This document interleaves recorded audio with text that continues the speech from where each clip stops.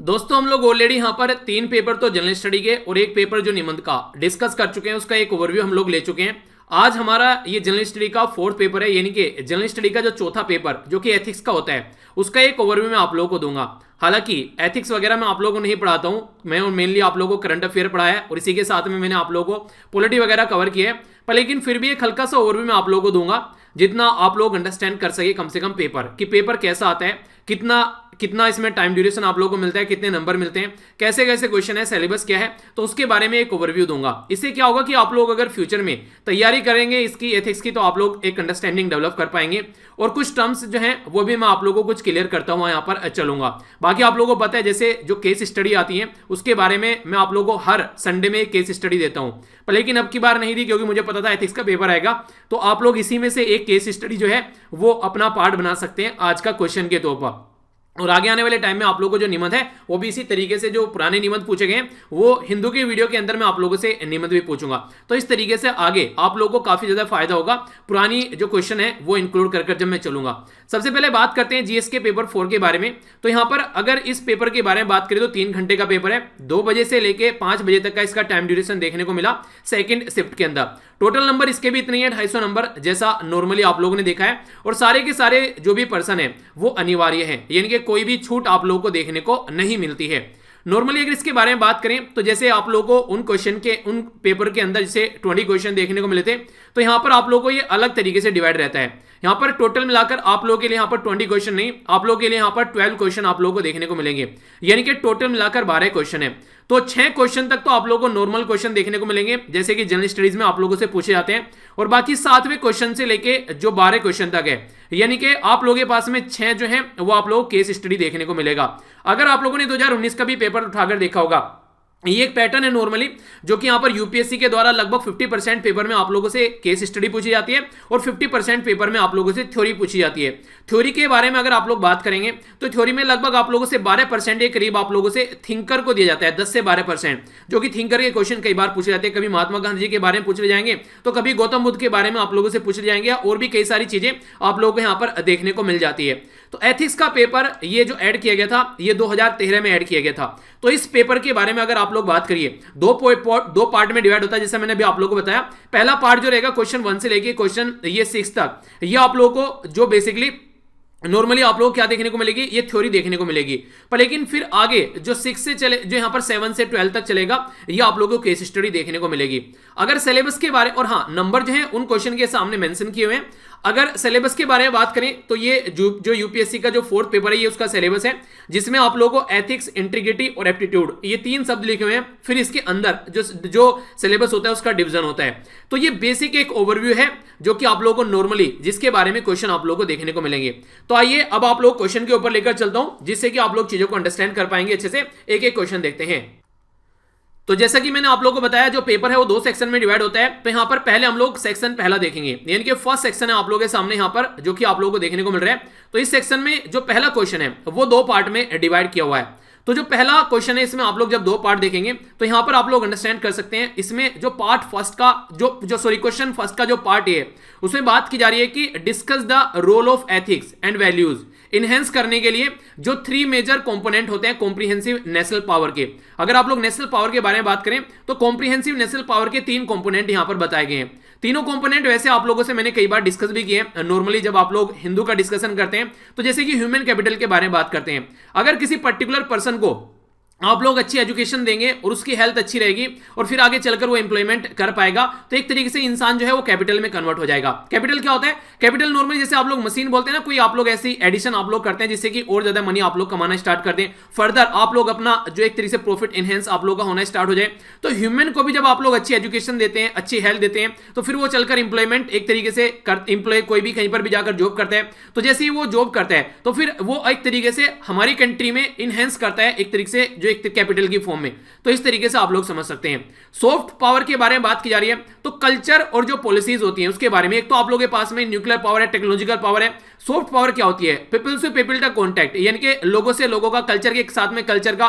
जैसे अगर बात करें हमारी कंट्री में और नेचर जो नेपाल की जो बेसिकली जो खासकर सदर्न नेपाल का जो पार्ट है उसमें जो मधेसी कम्युनिटी पाई जाती है, कल्चर में काफी ज्यादा आप लोग देखते हैं कि एक दूसरे के साथ में मिलते जुलते हैं। पर लेकिन अगर चाइना के साथ में बात करें, अगर हम अपनी कंट्री का कोई रो एजेंट आज के में चाइना में ले जाकर छोड़ दें तो तुरंत पहचान लेंगे कि यार ये इंडिया का, ये कोई इंडिया का पर्सन है या फिर चाइना का पर्सन नहीं है। पर लेकिन अगर आप लोग नेपाल में ले जाकर छोड़ देंगे तो थोड़ा टफ होगा उसको पहचानना। तो इसलिए एक तरीके से सबसे बड़ी बात यहां पर ये रहती है कि यहां पर कहीं ना कहीं कल्चर में आप लोग काफी डिफरेंस नजर आ जाता है। खाना पीना और जैसी सोसाइटी में आप लोग रहते हैं तो उसका काफी डिफरेंस रहता है। तो कैसे उनको हम लोग मिलाकर चल सकते हैं, तो इसमें क्या रोल प्ले कर सकता है? तो सॉफ्ट पावर कहते हैं। हमारी जो मूवीज होती है वो नेपाल में आप लोग देखते हैं चलती है, इवन पाकिस्तान में भी हमारी मूवी देखी जाती है। तो उसके थ्रू हम लोग क्रिकेट खेलते हैं तो वो भी सॉफ्ट पावर की कैटेगरी में आते हैं। तो ये सारी चीजें आप लोग यहां पर मेंशन कर सकते हैं। सोशल हार्मनी, यानी कि सोसाइटी में मिलजुल कर कैसे रह रहे हैं, तो उसके बारे में यहां पर बात की जा रही है। तो इस तरीके से आप लोग यहां पर अंडरस्टैंड कर सकते हैं कि एक तरीके से ये 3 फैक्टर के ऊपर यहां पर आप लोगों का ध्यान देने की बात की गई है। तो नॉर्मली अगर आप लोग इन चीजों का बेसिक मतलब जानते हैं तो उदाहरण के साथ में अगर आप लोग इनको समझाएंगे तो यहां पर भी आप लोग अटेम्प्ट इसको कर सकते हैं। तो इससे आप लोग समझ सकते हैं कि एक न्यूज़पेपर का क्या फायदा होता है। ठीक है, तो इसीलिए मैं कहता हूं कि कोई भी न्यूज़पेपर जो आप लोगों को अच्छा लगे, मैं ये नहीं कह रहा हूं कि हिंदू पढ़ाता हूं उसको ही पकड़ो, तो जो भी न्यूज़पेपर आप लोगों को सुटेबल लगे उसको पकड़ लीजिए और घोट कर पी जाइए उस पेपर को। तो काफी ज्यादा फायदा आप लोगों को यहां पर पेपर में देखने को मिल रहा है। और एनसीईआरटी अगर कवर कर लीजिए। आगे बात करते हैं नेक्स्ट क्वेश्चन के बारे में। यहां पर भी आप लोगों के सामने रिपीट हो गया क्वेश्चन। बात की जा रही है एग्जामाइन करना है न्यू जो एजुकेशन पॉलिसी है। तो एजुकेशन पॉलिसी जो 2020 है उसको एग्जामाइन करना है, किसके फॉर्म में एग्जामाइन करना है? तो ऊपर एक स्टेटमेंट दे रखी है, उसको अंडरस्टैंड करते हुए आप लोगों को न्यू एजुकेशन पॉलिसी को एग्जामाइन करना है। तो स्टेटमेंट आप लोग समझिए, यहां पर बोला गया है जो education is not an injunction, यानी कि एक तरीके से यहां पर ये निषेधाज्ञा नहीं है, यानी कि नॉर्मली बोला जाता है ना जैसे कोर्ट ने ऑर्डर दे दिया कि ये करना है और ये नहीं करना है। तो एजुकेशन एक ऐसा नहीं है, ये इफेक्टिव और परवेसिव जो टूल है यहां पर all around development of individual and the social transformation. तो यानी कि एजुकेशन देने का मतलब ये है कि आप लोग उसको एथिकल वैल्यूज भी आप लोगों को देनी है, यानी कि बस उसको एग्जाम के लिए पढ़ाकर आप लोगों को यहां भैया एक जॉब देनी है। तो एजुकेशन वहीं तक ही लिमिट नहीं रह जाती है, क्योंकि इंसान जो है जैसे ही वो पैदा होता है एक सोसाइटी के अंदर पैदा होता है, ऐसा नहीं है कि वो बिल्कुल अलग थलग रहेगा। तो सोसाइटी में रहेगा तो सोसाइटी में किस तरीके से उसको रहना है, किस तरीके से सोसाइटी में जो रूल और रेगुलेशन है, हमारा संविधान है, किस तरीके से लॉ एंड ऑर्डर मेंटेन करनी है, अपने संविधान को फॉलो करना है। इसी तरीके से क्या क्या उसके अंदर एम्पैथी है, यानी कि दूसरों के लिए उसके अंदर क्या भावनाएं है। तो एक तरीके से ये सारी चीजें एक तरीके से एजुकेशन सिखाती है। इवन आप लोग बोलिए तो लीडरशिप की जो क्वालिटी होती है एजुकेशन से निकल कर आती है। तो एक इंडिविजुअल के जो डेवलपमेंट के बारे में बात करें, और जब इंडिविजुअल को इकट्ठा करते हैं हम लोग तो इसी को मिलाकर एक सोसाइटी का ट्रांसफॉर्मेशन हो जाता है। जैसे जब मॉर्निंग में आप लोग उठते हैं वीडियो देखने के लिए, तो मैं आप लोगों को बोलता हूं ना कि जो भी आप लोग पढ़े हो दूसरों को जरूर पढ़ाइए, आप लोग के आसपास का एरिया बदलेगा तो इवन आप लोगों को भी उससे फायदा देखने को मिलेगा। तो ये इसके बारे में यहां पर बात किया, तो इसको ध्यान में रखते हुए एग्जामाइन करना है न्यू एजुकेशन पॉलिसी को कि कैसे वो इसमें अपना रोल प्ले करने वाली है। तो ये है क्वेश्चन। तो जैसे कि ये वाला क्वेश्चन भी 150 शब्द में आप लोगों को लिखना है, यहां पर 10 नंबर का है, ये भी 150 शब्द में लिखना है और 10 नंबर का क्वेश्चन है। नेक्स्ट क्वेश्चन आप लोगों के सामने बात की जा रही है यहां पर, जो आप लोग किसी चीज को हेट करते हैं तो जो हेट्रेड जो बिहेवियर होता है ये डिस्ट्रक्टिव होता है पर्सन के जो विजडम यानी कि जो बुद्धि होती है और जो कॉन्सेंस यानी कि क्या सही है और क्या गलत है, उसमें जो सोच समझकर जो क्षमता होती है सही और गलत को पहचानने की, तो उसको डिस्ट्रॉय कर देता है। यानी कि जब आप लोग गुस्से में होते हैं, मान लीजिए कोई बच्चा है, बच्चे ने कोई ऐसी इंपॉर्टेंट चीज थी जो तोड़ दी, तो तुरंत आप लोगों ने उठाकर उसको थप्पड़ मार दिया। तो एक तरीके से आप लोगों ने गुस्से में एक काम किया है, जबकि बच्चे को उसके बारे में नहीं पता था कि वो चीज आप लोगों के लिए कितनी इंपॉर्टेंट है। तो ये कहीं ना कहीं ऐसी जो चीज है हमारी कंट्री में, इवन हमारे जो देश है उसके लिए भी काफी खतरनाक है, एक विश की तरीके से जो नेशन की स्पिरिट है उसके लिए। तो क्या आप लोग इस स्टेटमेंट के साथ में एग्री होते हैं? तो आप लोगों का व्यू क्या है यहां पर? Do you agree with this view? तो जस्टिफाई करना है आप लोगों को अपने आंसर को। तो ये भी क्वेश्चन जो है ये आप लोगों को 150 शब्द में लिखना है और 10 नंबर का यहां पर क्वेश्चन है। तो कई बार गुस्से में आकर कई सारे ऐसे स्टेप उठाए जाते हैं। अगर मान लीजिए कोई पर्टिकुलर साइंटिस्ट है, ठीक है, तो साइंटिस्ट जो है वो गुस्से में आ गया, उसको किसी चीज से गुस्सा हो गया, तो वो अपनी जो पावर उसको मिल रखी है एक तरीके से, जो उसने एक तरीके से अचीवमेंट पावर नहीं बोलेंगे, हालांकि जो उसने गेन किया है अपनी पूरी लाइफ में, जो मेहनत की है, तो फिर वो उसको गलत तरीके से इस्तेमाल कर सकता है। अगर उसकी फैमिली के साथ में कुछ गलत हो गया तो वो सोचेगा कि यार इस देश से बदला लेना है, ठीक है। तो उस तरीके से नहीं होती कई सारी चीजें कि इंसान अपना गुस्सा उतारने लगता है कि हाँ इस दंगे में मेरे परिवार परिवार वाले की डेथ हो गई थी, अब यहां पर मैं यहां पर इनका साथ दूंगा इस तरीके से, तो ये काफी खतरनाक होता है। तो इस तरीके से काफी डिस्ट्रक्टिव होता है पर्सन के लिए भी। और अगर एक पर्सन के लिए, जैसे अभी आप लोगों ने देखा होगा जो आईएसआई के जो अटैक है वो लोन वुल्फ को यूज करते हैं, यानी कि एक तरीके से वो लोग को चूज करते हैं जिनकी फैमिली के साथ में कभी ना कभी कुछ गलत हुआ है और फिर उनको यूज करते हैं अपना जो फायदा निकालने के लिए। तो ये भी कई बार आप लोगों को देखने को मिलता है, तो इसके बारे में आप लोगों को यहां पर लिखना है। तो इंटरेस्टिंग क्वेश्चन है, इसके बारे में आप लोगों को आंसर देना है 150 शब्द में और 10 नंबर का क्वेश्चन है। नेक्स्ट इंटरेस्टिंग क्वेश्चन है यहां पर, और ये इंटरेस्टिंग क्वेश्चन जो है आप लोगों ने छोटे छोटे जो बच्चे हैं उसको भी इसको यूज करता हुआ देखा होगा। नॉर्मली अगर देखा जाए बच्चों को पता है अगर वो रोएंगे तो उनके जो पेरेंट्स हैं वो जो मांग रहे हैं वो उनको दिला देंगे, तो एक तरीके से वो भी इमोशनल इंटेलिजेंस यहां पर यूज करते हुए नजर आते हैं, अपने इमोशन में अपने पेरेंट्स को बहा ले जाते हैं। तो इस तरीके से आप लोग इसको थोड़ा सा एक मोटे तरीके से समझने की बात है। पर लेकिन अगर इमोशनल इंटेलिजेंस के बारे में मैं आप लोगों से नॉर्मल तरीके से बात करूं तो कैपेसिटी है टू एक तरीके से कंट्रोल करना अपना जो एक्सप्रेशन होता है, अपनी जो इमोशंस होती है और हैंडल करना उसको इंटरपर्सनल जो रिलेशनशिप है जुडिशली और एम्पैथेटिकली, यानी कि एक तरह से एम्पैथी के साथ में। एम्पैथी जो होती है नॉर्मली अगर आप लोगों से कोई पूछे कि हाँ आप लोगों को एम्पैथी के बारे में बताना है, तो ये एबिलिटी होती है अपने आप को किसी और के जूते में फिट कर कर उसकी चीजों को समझना। यानी कि जैसे कि मैं आप लोगों को बोलूं कि आप लोगों को मेरी जिंदगी समझनी है, तो आप लोगों को मेरे जूते में, यानी कि मेरे जहां पर बैठा हूं मैं किस तरीके से काम कर रहा हूं, किस तरीके का मेरा प्रक्रिया है, तो उसको आप लोग अंडरस्टैंड करें। आप लोगों की जिंदगी के बारे में मुझे समझना है तो पहले आप लोगों की सिचुएशन को समझो, उसके बारे में जानो, तो उसके चलते मैं फिर अपनी बातें यहां पर बताऊं। ठीक है, तो ये एक तरीके से फेशियल एक्सप्रेशन के थ्रू या फिर जो भी आप लोग बातें बोलते हैं या फिर जो भी फीलिंग होती है, जो डिजायर होती है, उसके बेस पर इसको नॉर्मली प्रेजेंट किया जाता है। एम्पैथी का अगर सबसे अच्छा उदाहरण आज के डेट में आप लोग देना चाहते हैं तो मदर टेरेसा आप लोग बोल सकते हैं। और एक और उदाहरण मैं आप लोगों को यहां पर बताना चाहूंगा। ये जो उदाहरण है ये केरला में जो कोझिकोड जो डिस्ट्रिक्ट है उसमें एक डीएम थे, उनके द्वारा ऑपरेशन सुलेमानी स्टार्ट किया गया था। ऑपरेशन सुलेमानी क्या था यहां पर, वो बेसिकली बात करता था कि अगर सोसाइटी के अंदर जैसे कि बहुत सारे हॉस्पिटल हैं या फिर बहुत सारे रेस्टोरेंट हैं, तो हॉस्पिटल और रेस्टोरेंट्स के अंदर जो भी खाना बचता है वो खाना जो है आप लोग उन लोगों तक पहुंचाइए जो लोग नीडी हैं, जिनको खाना मिलना चाहिए। तो उसके बारे में अगर आप लोग बोलिए तो ये काफी इंपॉर्टेंट है, यानी कि एक तरीके से उन तक खाना पहुंचाना जिनको इसकी जरूरत है। तो यहां पर भी आप लोग देखते हैं तो इंसान के अंदर जब एम्पैथी होगी किसी पर्टिकुलर डिस्ट्रिक्ट मजिस्ट्रेट के अंदर, तो तभी तो वो ऐसे डिसीजन लेगा, वरना दूसरा सोचेगा यार क्या चल रहा है, क्या दुनिया में जो चल रहा है चलने दो, क्यों फालतू में वो सारी चीजों के चक्कर में पड़ना है। एक पर्सन उसको उस तरीके से सोचेगा। अब ये इंटरेस्टिंग है यहां पर कि अगर एम्पैथी होगी तो वो दूसरों के बारे में भी सोचेगा। तो ये ऑपरेशन सुलेमानी का भी उदाहरण आप लोग इस तरीके से दे सकते हैं। तो इमोशनल इंटेलिजेंस के बारे में अगर बात की जाए, जैसा कि हम लोग अभी देख रहे हैं, तो इमोशनल इंटेलिजेंस की अगर आप लोगों से बोले किस तरीके से आप लोग इमोशनल इंटेलिजेंस को देखते हैं, तो आप लोग यहां पर जैसे कि इमोशनल इंटेलिजेंस जो एक तरीके से they are self aware, self regulated, एक तरीके से मोशन, एम्पैथी और सोशल स्किल। तो ये एक तरीके से एग्जांपल है हाई इमोशनल इंटेलिजेंस लीडरशिप के अंदर अगर आप लोगों से कोई पूछे तो। ठीक है, तो ये कुछ इस तरीके की चीजें हैं। एथिक्स में जब आप लोग पढ़ेंगे तो इसके बारे में प्रॉपर वे में आप लोग चीजें तैयार कर सकते हैं।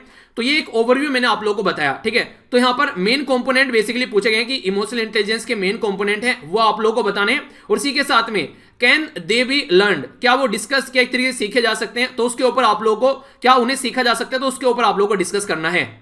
तो जो 5 कंपोनेंट मैंने आप लोगों को बताए हैं, self awareness, self regulation, motivation, empathy और सोशल स्किल, तो ये कंपोनेंट बेसिकली आप लोगों को यहां पर लिखने हैं। ठीक है, तो इंपॉर्टेंट है, इनके बारे में आप लोग लिख सकते हैं। इसी के साथ में मैंने आप लोगों को बताया था थिंकर के बारे में, जैसे आप लोगों को बोला था, तो यहां पर बोला गया है what teachings of Buddha are most relevant today and why.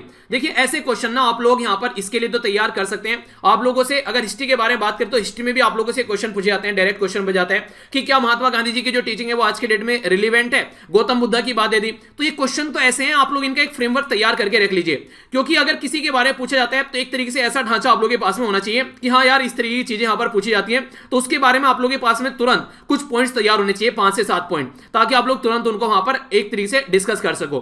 तो ये एक तरीके से ऑलरेडी आप लोग इनको पहले से ही मैन्युफैक्चर करके इन क्वेश्चन को रख सकते हैं, क्योंकि ये कभी आप लोगों से गौतम बुद्ध के बारे में पूछेंगे, कभी महात्मा गांधी के बारे में पूछेंगे, या कभी किसी और ऐसी पर्सनैलिटी के बारे में पूछेंगे, जैसे भीमराव अंबेडकर जी के बारे में पूछ लेंगे, एक तरीके से किसी भी ऐसी पर्सनैलिटी के बारे में जिसका काफी इंपैक्ट रहा है। अगर एक कोई हमारी हिस्टोरिकल जो लीडरशिप है जिसका हिस्ट्री के बारे में अगर बात करें, या फिर कोई भी ऐसा एंशिएंट कोई पर्सन है जिसके 50 साल 100 साल या फिर कोई ऐसी चीजें देखने को मिली है, तो उसकी एक तरीके से उसकी जो उस टाइम पर फिलोसफी थी किस तरीके से फॉलो कर रहे हैं, क्या उनको इंप्लीमेंट किया जा सकता है। इवन आप लोगों से पूछे जाते हैं कि आज की डेट में रिलेवेंट आप लोगों से जैसे कई सारी ऑर्गेनाइजेशन के बारे में पूछ लिया जाता है। ठीक है, जैसे कि अगर आप लोगों से पूछे नॉन अलाइंग मूवमेंट यानी कि नेम का क्या आज की डेट में रिलेवेंट है, तो इस तरीके से आप लोगों से ऐसे भी क्वेश्चन पूछे जाते हैं। तो ये रिलेवेंस के क्वेश्चन यूपीएससी बड़ी फ्रीक्वेंटली पूछती है, तो अगर आप लोग इसको ढंग से टैकल करके चलेंगे तो अच्छे से आप लोग इसको एक्सप्लेन कर पाएंगे।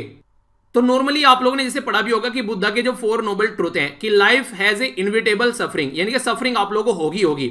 The cause of over suffering की क्या है, इसी के साथ में there is end to the suffering क्या होना चाहिए। सफरिंग इज ए यहां पर एक तरीके से contained the 8 fold of path, फिर इनके द्वारा 8 फोल्ड पाथ दिए गए हैं जो कि आप लोगों ने हिस्ट्री के अंदर भी पढ़े होंगे।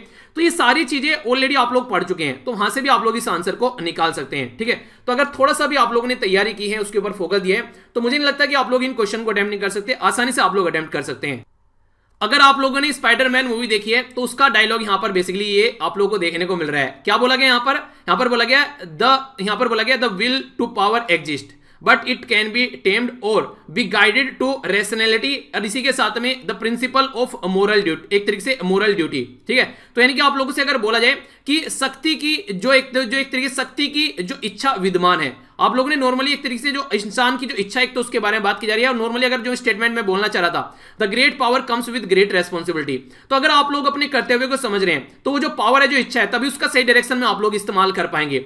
तो यहां पर अंतरराष्ट्रीय संबंध के बारे में बात की जा रही है, examine this statement in context of international relation, तो इसके बारे में यहां पर इसको समझाने की कोशिश की जा रही है। अगर कोई पावरफुल कंट्री हो गई तो उसकी इतनी रेस्पॉन्सिबिलिटी भी बनती है कि वो दूसरों का भी ध्यान रखे, यानी कि चाइना को अगर आज के डेट में लेकर चलिए, अगर पावर आ गई है तो इसका मतलब ये नहीं कि दूसरे को सप्रेस करके रखना है। तो यो एक तरीके से लीडरशिप का मतलब ही ये होता है, एक लीडर जो होता है वो सबको साथ में लेके चलता है, यानी कि ऐसा नहीं कि बॉस बन के रहना है, बस एक तरीके से हंटर घुमाना है और काम तुम करते रहो, तो बॉस की तरीके से काम नहीं करना है, बिहेव लाइक ए लीडर। तो यहां पर उस तरीके से आप लोग कुछ पॉइंट यहां पर मेंशन कर सकते हैं। तो ये वाली एक अच्छी स्टेटमेंट है, the great power comes with great responsibility, यानी कि पावर अगर आप लोगों को मिली है तो you have to behave like a responsible person, तो वो वाली चीजें आप लोग यहां पर इंक्लूड करके जरूर चल सकते हैं। बेसिक अंडरस्टैंडिंग के ऊपर क्वेश्चन पूछा गया है, यहां पर जो लॉज होते हैं और जो रूल होते हैं उसमें डिफरेंस पूछा गया एक तरीके से। मान लीजिए आप लोगों ने देखा होगा कई बार कि सुप्रीम कोर्ट ने कुछ यहां पर डायरेक्शन दिए, तो सुप्रीम कोर्ट ने कुछ रूल दिए हैं कि हाँ भैया आप लोगों को ये काम करना है, दीपावली पे यहां पर पटाखे नहीं पटकाने आप लोगों को, तो यहां पर एक तरीके से वो रूल हो गए सुप्रीम कोर्ट के द्वारा।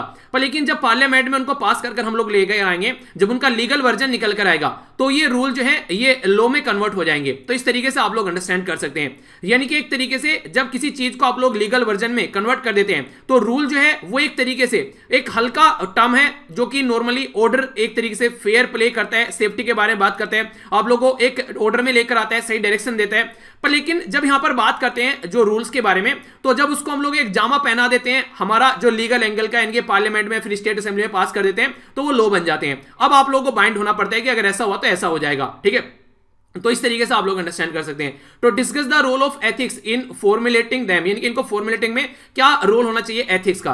तो एथिक्स काफी बड़ा रोल प्ले करती है। अगर बात करें आज के में आप लोग मेडिसिन के बारे में बात कर लीजिए, जैसे अभी बात की जा रही है, जैसे कि कई सारी कंट्री क्या कर रही है, अभी रिसेंटली इमरजेंसी अप्रूवल दे दिया गया है मेडिसिन का। अब यहां पर इसके लिए रूल बना दिया है कि हाँ भैया इस तरीके से आप लोग यहां पर जाकर रजिस्टर कीजिए और यहां से आप लोग को ये चीजें मिल सकती हैं। पर लेकिन अगर कल को कुछ गलती होती है तो अगर लॉ होगा कंट्री में कि भैया अगर कुछ गलत होता है तो ये कंपनसेशन आप लोगों को देना पड़ेगा, तो उसके बारे में कोई बात नहीं कर रखी है। तो एथिक्स काफी बड़ा रोल प्ले करती है कि रूल तो आप लोगों ने बना दिए, पर लेकिन किस तरीके से इंपैक्ट डालने वाली है सोसाइटी के अंदर वो भी आप लोगों को अंडरस्टैंड करना पड़ेगा यहां पर लेकिन वो वाला एंगल नॉर्मली मिसिंग देखने को यहां पर मिलता है। तो इस तरीके से कई सारी बातें आप लोग यहां पर मेंशन कर सकते हैं। तो यहां पर नॉर्मली आज की डेट में अगर देखें सुप्रीम कोर्ट के बारे में जो एक क्वेश्चन हम लोगों ने डिस्कस किया था, काफी बड़ा रोल प्ले कर रहा है आज की डेट में एज एक तरीके से लेजिस्लेटिव के तौर पर। तो कई सारे रूल निकल के आते हैं सुप्रीम कोर्ट की साइड से और सेंटर वहां से पल्ला झाड़ता है अपना कई बार कि सुप्रीम कोर्ट से ये काम करा लेते हैं, जनता एक्सेप्ट भी कर लेगी। तो ऐसी कंडीशन भी आप लोगों को देखने को मिलती है। तो रूल और जो लॉ है उनके बारे में आप लोगों को पता होना चाहिए। बेसिकली पता क्या होना चाहिए, बेसिक डिफरेंस तो कम से कम आप लोगों को देखिए, बेसिक चीजें काफी यूपीएससी फोकस करता है, यानी कि आप लोगों को ये नहीं बहुत बड़ी बड़ी चीजें करनी है, बेसिक चीजें आप लोगों को पता होना चाहिए और उदाहरण के साथ में आप लोगों को उनको पुट करना है। ये दो चीजें अगर आप लोगों को आ गई तो नैया पार हो जाएगी, बेसिक और एग्जाम्पल के साथ में उसको पुट करना एग्जाम में। तो इनके ऊपर काम करो और फिर बल्ले बल्ले। इंटरेस्टिंग क्वेश्चन है ये भी यहां पर बात की जा रही है, एक पॉजिटिव एटीट्यूड होना चाहिए। अगर बात करें एक सिविल सर्वेंट के इसेंशियल कैरेक्टर का, अगर पॉजिटिव एटीट्यूड नहीं है तो एक्सट्रीम जब प्रेशर आप लोगों के पास में पड़ेगा, जब एक्सट्रीम प्रेशर आप लोगों के ऊपर आएगा तो कहीं ना कहीं आप लोग अंदर से हिल जाओगे। तो क्या कंट्रीब्यूशन है जो पॉजिटिव एप्टीट्यूड है इन ए पर्सन, यानी कि अगर कोई भी सिचुएशन आप लोगों की बन रही है, जैसे आप लोगों को कई बार मैंने उदाहरण भी दिया जब हम लोगों ने न्यूज़पेपर डिस्कस किया कि एक पर्टिकुलर पर्सन जा रहा था एक नदी के किनारे, तो वो क्या कर रहा था कि जैसे कि नदी पर कई सारी मछलियां बहकर नदी के किनारे पर आ जाती हैं, तो वो उठाकर मछलियों को फेंक रहा था। तो बहुत सारी मछली थी वहां पर, तो कुछ को ही फेंक पा रहा था, वो सबको नहीं फेंक पा रहा था। तो यहाँ पर एक पर्सन बोलता है भैया कब तक फेंकते रहोगे, यहाँ तो फिर कोई मछली निकल के आएगी और दुनिया भर की पड़ी रहेगी, तो इससे इनके ऊपर क्या इंपैक्ट पड़ेगा। तो पर्सन बोलता है कि हाँ ये तुम सही कह रहे हो कि क्या इंपैक्ट पड़ेगा इन सब मछलियों के ऊपर, पर लेकिन उस एक मछली के ऊपर जरूर इंपैक्ट पड़ेगा जिसको मैं अंदर फेंक दूंगा, उसकी जान बच जाएगी।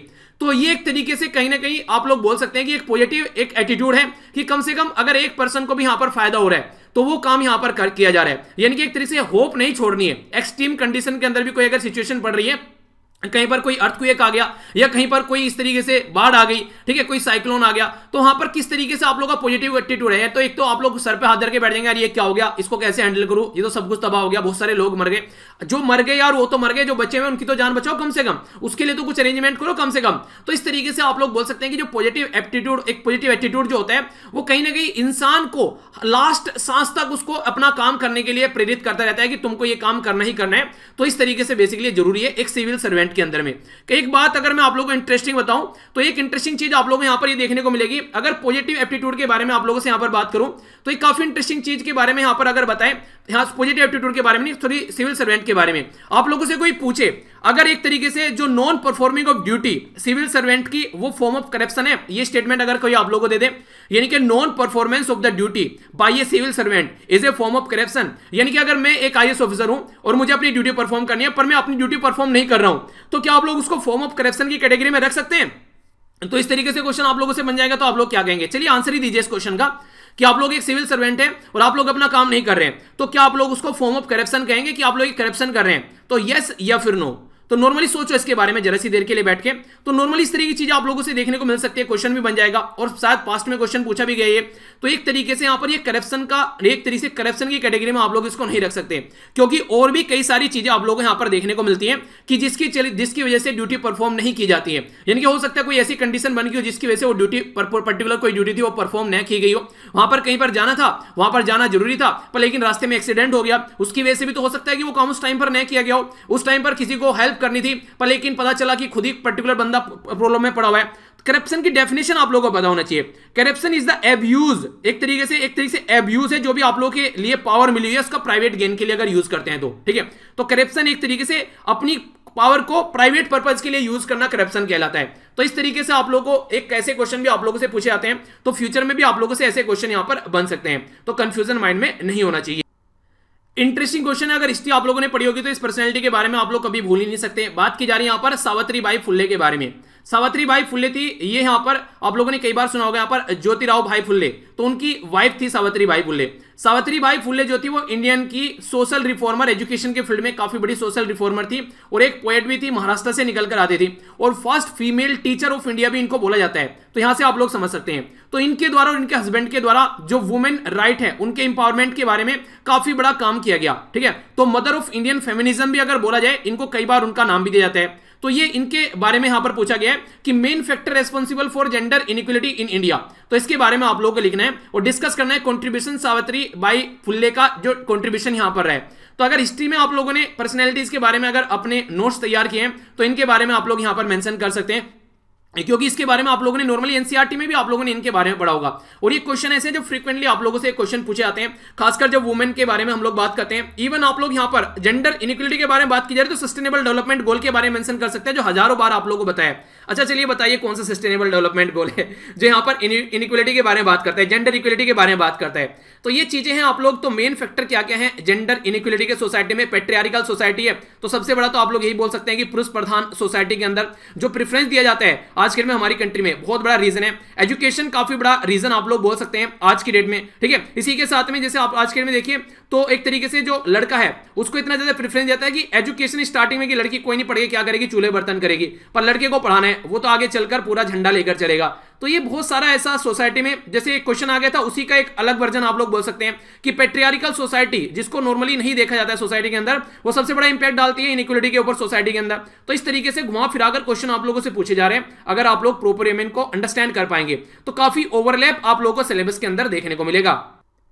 नेक्स्ट यहाँ पर अभी जब से जियो आया हमारी कंट्री में काफी लार्ज स्केल पर हर एक इंसान के हाथ में इंटरनेट है और हर एक इंसान आजकल में कुछ ना कुछ जो देखता हुआ आप लोगों को नजर आता है। ट्रेंडिंग जाकर देखिए आप लोगों को समझ में आ जाएगा कैसी कैसी चीजें हमारी कंट्री में देखी जाती हैं, किस तरीके की चीजों पर फोकस चल रहा है। तो उसने हमारी कंट्री में जो लोगों का जो कल्चर से रिलेटेड जो वैल्यूज है उसके लिए डिफरेंट एक तरीका, जैसे इंटरनेट बढ़ा है उसकी वजह से तो different set of culture values आप लोगों को देखने को मिली है, जो कहीं ना कहीं कॉन्फ्लिक्ट करती है जो ट्रेडिशनल वैल्यूज है हमारी कंट्री में। आज की डेट में अगर गांव में भी आप लोग देखिए, अगर कोई पर्टिकुलर पर्सन बैठकर पढ़ रहा है तो मैक्सिमम लड़कियां भी गांव में से सोचती है कि कुछ ना कुछ पढ़ लें। मुझे अभी याद आता है उड़ीसा के अंदर एक पर्टिकुलर कोई गांव है, वहां की एक लड़की का सिलेक्शन हुआ था। तो उस लड़की ने बहुत दिनों तक मेल किया, फिर उसके जब मैंने मेल देखा उसका तो फिर वहां से उससे बात की, तो गांव के प्रधान से उसने बात कराई मेरी। तो जब मैंने प्रधान से बात की तो वहां पर काफी अच्छा लगा मुझे बात करने के बाद में। तो वो पहली लड़की थी जो गवर्नमेंट जॉब में वहां से निकल कर आ रही थी उस पर्टिकुलर गांव के अंदर से। तो आप लोग ये देखिए, अब वहां पर उस प्रधान से बात करने के बाद में मुझे पता चला कि कहीं नॉर्मली वहां पर एक एजुकेशन की इतनी अच्छी फैसिलिटी नहीं है गांव में, पास में तहसील है, कहीं पर वहां पर जाकर उनको पढ़ाई करनी पड़ती है। तो वो लड़की अकेली निकल कर गई, उसने पढ़ाई की। तो अब उस गांव में से तब से और भी कई सारी लड़की जो है आगे काम करने के लिए आ गई है। तो इस तरीके से जो ट्रेडिशनल एक पैटर्न चला हुआ था वो पैटर्न यहां पर ब्रेक हो जाता है। ऐसी चीज आप लोग यहां पर अंडरस्टैंड कर रहे हैं ना। तो इंटरनेट काफी बड़ा इंपैक्ट डाल रहा है आज की डेट में, पर लेकिन कहीं जगह इसको पॉजिटिव तरीके से देखा रहा है, कहीं तो नेगेटिव तरीके से भी इसको देखा जा रहा है कि हाँ, कहीं तो इसको ये देख रहे हैं कि आप पुराना set of values rule follow कर रहे हैं। तो उसको एक तरीके से सोचा जाता था कि नॉर्मली जो लड़कियां उनको घर में रखना है, काम करने के लिए नहीं निकाल के लेकर आना है। आज की डेट में चाहे कोई, आज की डेट में बहुत सारी चीजें तो दिखावटी हो गई हैं। इनके डेली व्हाट्सएप पे स्टेटस आप लोगों को चेंज होते हुए नजर आएंगे। भले ही घर में उठकर सुबह को मम्मी पापा को नमस्ते ना करें, उनके हाथ पैर उनके पैर वगैरह ना छुए, पर व्हाट्सएप पे स्टेटस सबसे पहले अपलोड करते हैं। तो ये ऐसी नई एक नई ट्रेडिशन जो निकल कर आ रही है, व्हाट्सएप पे सारी सोसाइटी के एक तरीके से जो सारे जो भी अपने चलते हैं नॉर्मली एक तरीके से, नहीं कि अपने जो फेस्टिवल वगैरह है सारे सेलिब्रेट किए जा रहे हैं, घर में पहले जाकर मिला करते थे। ठीक है, इसी के साथ में शादी विवाह, मैंने एक वीडियो शेयर की थी फेसबुक पर, आप लोगों को याद होगा। एक तरीके से जो वो नहीं होता क्या कहते हैं, जो स्टार्टिंग की रस्म होती है शादी से पहले, मुंह दिखाना और अंगूठी वाली, वो दोनों ने बैठकर वहीं पर कर डाली फोन पर ऑनलाइन। तो ऐसी ऐसी चीजें देखने को मिल रही है। तो कहीं ना कहीं जो हमारी ट्रेडिशनल वैल्यू सेट है उसके साथ में कॉन्फ्लिक्ट करती हुई ये चीजें नजर आ रही है जो इंटरनेट आज के डेट में इंक्लूड किया गया है। ये तो मैंने आप लोगों को हंसी मजाक वाली चीजें बताई, पर लेकिन मेन वैल्यू आप लोग कई सारी ऐसी लिख सकते हैं जिसकी वजह से डायरेक्ट हमारी कल्चर के ऊपर इंपैक्ट पड़ रहा है आज की डेट में। ठीक है, हमारी लैंग्वेज को लेकर कर लिए, हमारे रहने सहने को ले लीजिए, खान पान को आप लोग देख लीजिए। ठीक है, आज के डेट में जो भी इंटरनेट पर हम लोग देखते हैं वो चीजें हम लोग पहनना पसंद ज्यादा पसंद करते हैं हम लोग। तो इस तरीके से तो ये सारी चीजें आप लोग यहां पर देख सकते हैं। तो कहीं ना कहीं डिफरेंस आप लोग को नजर आ जाएगा। ठीक है, तो इंटरेस्टिंग था, इसके बारे में आइडिया रखेगा। नेक्स्ट यहां पर बोला गया कि जो नीचे जो कोटेशंस दे रखी है उनके मतलब के बारे में यहां पर बात की जा रही है। तो जो छठा क्वेश्चन है इसके बारे में यहां पर बात करते हैं। तो आप लोगों के सामने यहां पर नॉर्मली इसके अंदर 3 पार्ट आप लोगों को नजर आएंगे। पहली जो यहां पर स्टेटमेंट दी गई इसके बारे में आप लोगों को लिखना है। स्वामी विवेकानंद साहब के द्वारा बोला गया है कि एक तरीके से कंडेम नोन, यानी कि किसी को भी आप लोग एक तरीके से बुरा भला मत कहो, उसको उल्टा सीधा मत बोलो। अगर किसी की हेल्प कर सकते हो हेल्प करो, नहीं हेल्प करते हो तो उसको अपने रास्ते पर जाने दो, उसके रास्ते में रुकावट न बनो। तो इस जो स्टेटमेंट को आप लोगों को 150 शब्द में लिखना है। ठीक है, तो यहां पर 10 नंबर का ही क्वेश्चन है। इसी तरीके से काफी इंटरेस्टिंग यहां पर महात्मा गांधी जी के द्वारा भी बोली गई है। मैंने बोला था ना महात्मा गांधी जी के बारे में, स्वामी विवेकानंद, बुद्धिज्म के बारे में। तो ऐसी स्टेटमेंट, ये थ्योरी से रिलेटेड क्वेश्चन आप लोगों के बनते हैं। यहां पर the best way to find yourself is to lose yourself in the service of other, यानी कि दूसरों के लिए अगर आप लोगों को अपनी जिंदगी आप लोग लगा देते हैं तो ये बेस्ट तरीका है कि आप लोग अपने आप को पहचान जाओगे, यानी कि अपने आप को आप लोग फाउंड करोगे, और सबसे उत्तम तरीका है वो। तो ये भी काफी इंटरेस्टिंग आप लोग यहां पर देखते हैं। तो इसको भी यहां पर एक्सप्लेन आप लोगों को करना है। यहां पर ये काफी, यानी कि दूसरों की सर्विस के लिए एक तरीके से आप लोगों ने जीना स्टार्ट कर दिया है। तो इसी के साथ में सुकरात की एक यहां पर ऐसी सुकरात की भी यहां पर स्टेटमेंट दी गई है।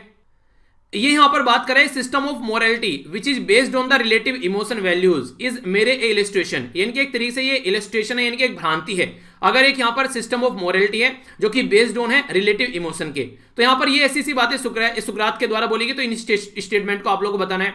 ए थ्रोली वल्गर जो कंसेप्शन है, जो धारणा है, which has nothing sound in it, यानी कि उसमें कुछ साउंड नहीं है, वो इट एंड बोला गया कि एंड नथिंग ट्रू, उसके अंदर कोई ट्रूथ नहीं है।